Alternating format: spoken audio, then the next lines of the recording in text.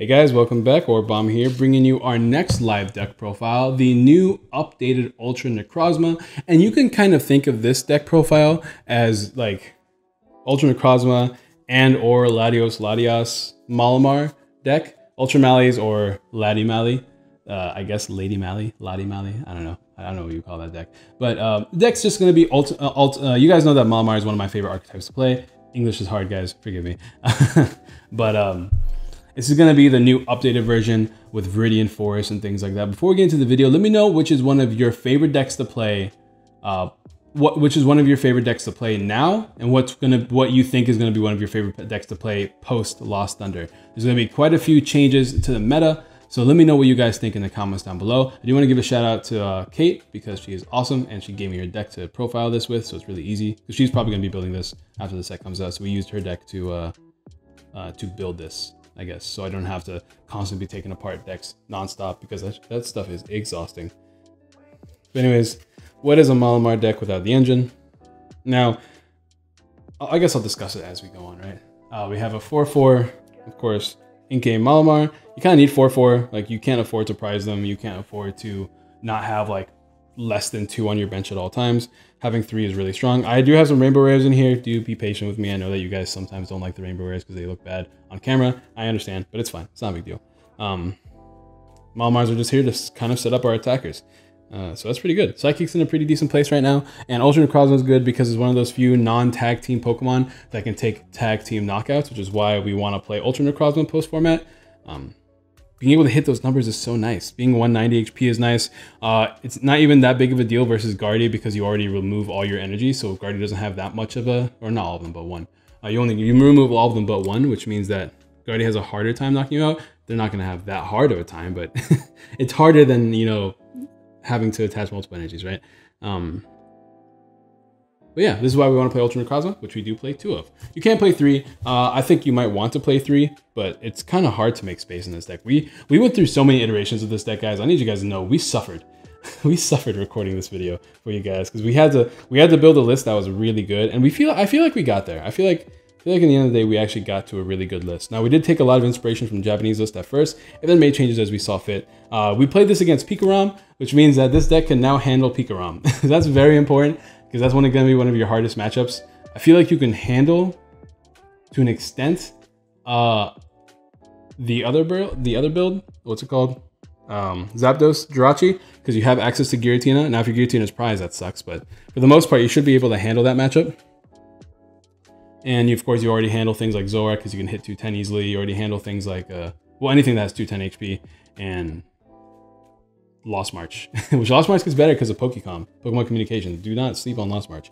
But as far as that goes, Ultra Necrozma, being able to hit 20 plus 80 more damage for each psychic energy you discard is really strong. That can ramp up quite nicely. With a choice band, you hit 210 if you discard 2 energies. With 3 energies, you hit 260, which knocks out pretty much every tag team. With a choice band, you knock out every tag team. Like, excuse me.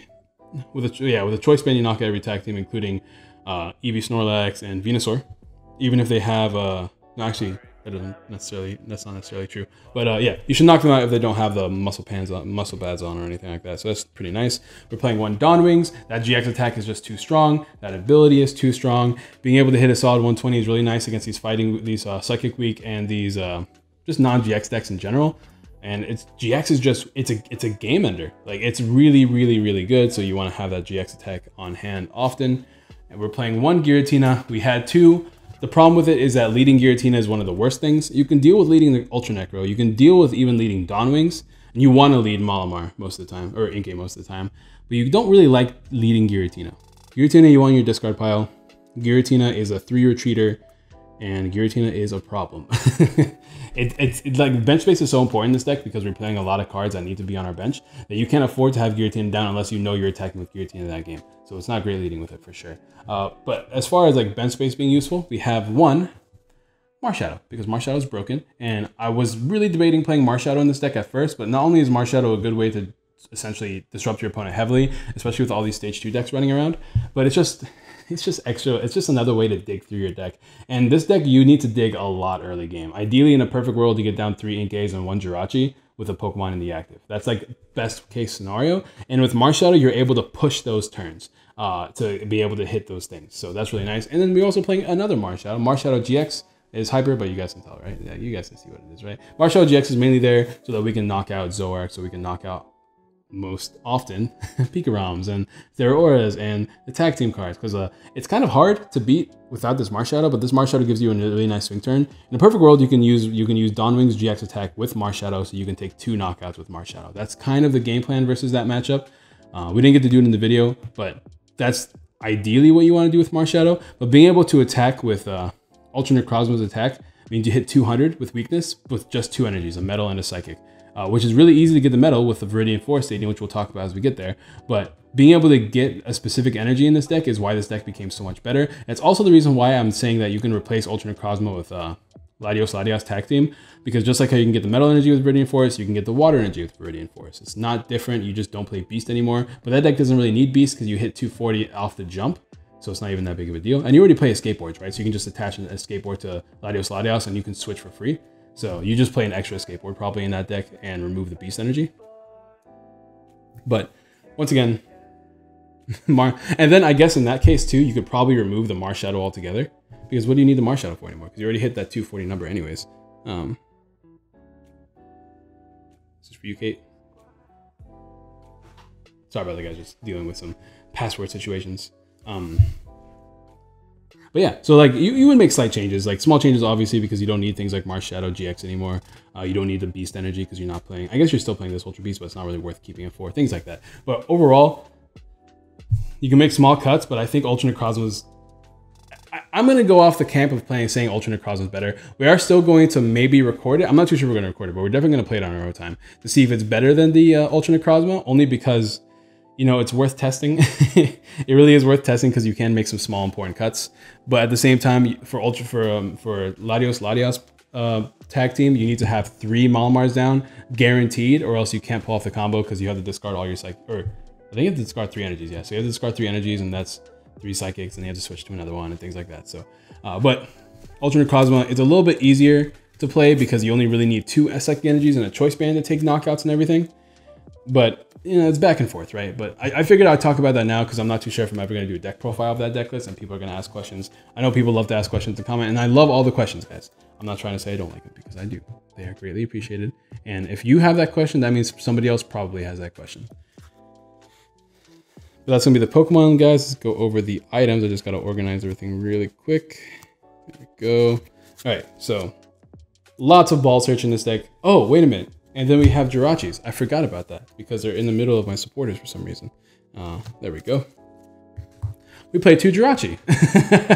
My bad, guys. As well as all the other Pokemon, we also play 2 Jirachi. These 2 Jirachi have that awesome ability. This is the first time I'm profiling Jirachi on the channel, so let's go ahead and talk about it. 70 HP, which is bleh. 1 retreat, which is the reason why we like it. And the ability is the real reason why we like them. When we may look at the top 5 cards of your deck. If you find, you can pull any trainer you find there, put it into your hand, and then this Jirachi falls asleep. So the reason why it's not a big deal is because we have a skateboard, so we can sleep while we can retreat while we're asleep, so it's not a big deal. And that's like a trainer mail every turn we're active. We have access to Dawnwings, we have access to Switch, we have access to Guzma. It's really easy to make this thing active. And like you always have this pivot too. Like every time something gets knocked out, you can pivot into Jirachi, switch out of it, and use an attacker. You can even chain 2 Jirachis by Guzming between one to another one, and then switching that one manually. So there's lots of ways that we can constantly dig through this deck. So having this Jirachi engine, since we already played as skateboards before, is really, really good for us. Now we're going to go over the items. I do apologize about missing the thing. I would play 4 Nest Balls. I know we're starting with Nest Balls instead of Ultra Balls. How weird, but guess what? Ultra Balls are next. We got 4 Ultra Balls, and we have 4 treasures. 12 ball search in this deck. You should constantly be getting out the Pokemon that you need early game. That's a given. You really, really need these cards because the setup is so important in this deck that you kind of this deck just crumbles apart if you don't get it early game. So you want to make sure you have these cards. We were rocking with only 3 Nest Balls. We put in the 4th one. The deck was so much better. And it's just good throughout the game too, because late game, you want to get your Ultra Necrozmas. Late game, you want to get your Marshadow GX. Late game, you don't want, there's a lot of cards you want to get mid to late game. You don't always need them early game. So even having all these extra cards doesn't actually affect anything in the case of like your game, like throughout your game, I should say. But anyways, we're playing that, and we are playing 2 Switch. Like I mentioned earlier, you want to play switching. You want to be playing switching cards so that you can abuse you can abuse Jirachi's ability, and you can easily set up Ultra Necrozma. Like, it's just like how we play Ultra Necrozma now, how we do play switches and Ultra the Moons. We're replacing Ultra the Moons with Viridian Forest. One Rescue Stretcher. One thing I really want to change about this deck is putting in a second one. Don't have space for it quite yet. We're trying to figure that out. We played like, I need you guys to know, we played 5 hours. 5 hours of different iterations of this deck versus Pikarom, going back and forth throughout. We're trying to solidify both decks to be a lot more consistent. Like, this is the deck we've done the most testing in. So I'm fairly confident in this deck list, to say the least. As far as tools go, we have 3 escape boards. Another one of these cards I want to make 4 of because they're really, really good. 2 choice bands. You need the choice bands, as we mentioned earlier. And then one card that we did change in the deck that we're absolutely glad that we made the changes for are 4 Viridian Forest. There's a slight glare, so please forgive me there. But 4, oh, it's really bad actually. Can we move it over? That's better. All right, cool. 4 Viridian Forest. Now, Viridian Forest is really, really, really good in this deck. You may discard 1 card in your hand. If you do, you may get an energy card, your basic energy card from your deck to your hand. So that means we can easily find our metal energies, which is you don't have to run copious amounts of metal energies. And we don't have to run copious amounts of psychic energies either. In fact, this deck, spoiler, only plays 5 psychic energies because you can discard the psychic energies to use the effect of Viridian Forest to get another psychic energy. Since the deck really only needs 3 or 4 in the discard pile at any given moment, we don't actually have to run that many, giving us more room for consistency cards, which is crazy to think about, but it actually works fairly well. So I do like Viridian Forest. Now, obviously, you're going to have like some weaknesses to cards like Giraffe Rig, but Stall has a lot of issues right now as it is, i.e. that new Mr. Mime that stops people from Acerola spamming. So if you can't Acerola spam in your Stall deck, you're probably not a really good Stall deck, right? So yeah. Not to mention RNGs are probably going to be on Pokemon anyway. So even if they do put them in the Lost Zone, they're not going to be putting in enough to where it's going to matter that much. So 4 Viridian Forest. We were only playing 3 beforehand. It was so important. It was pivotal to find these right away that we ended up bumping it up to 4. And once again, consistency is king. And that helped this deck out a lot. We're going to go ahead and move on to the supporters now. Now, once again, weird supporter line. But weird supporter line seems to be the name of the game in this new set. With these new decks, I mean. 4 Lily and 3 Cynthia. Now, I will say that the Japanese list did not actually play more than 1 Cynthia. We bumped it up to 3 because we needed more draw spores, right?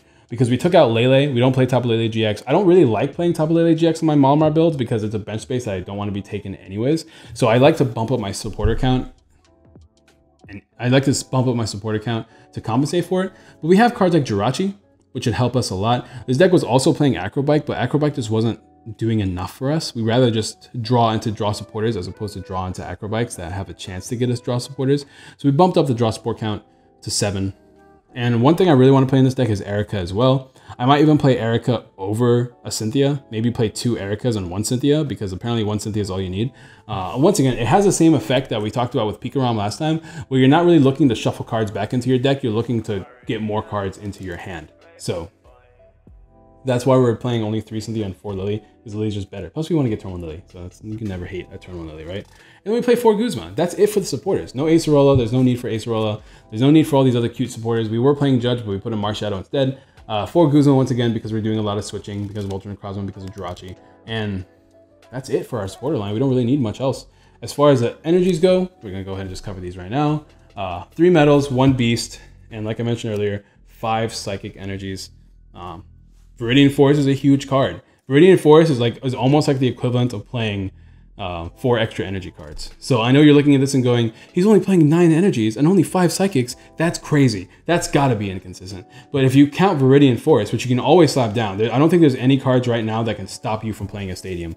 Especially since the higher the stadium count is, the more often we can bump Shrine and Thunder Mountain and Wonder Labyrinth and other Prism Star stadiums. That's good. But if you add 4 stadiums, it's like you're playing 13 energy, which is about the amount. It's probably even more than what Ultra Necrozma is currently playing in the format, and Ultra Necrozma is doing well right now.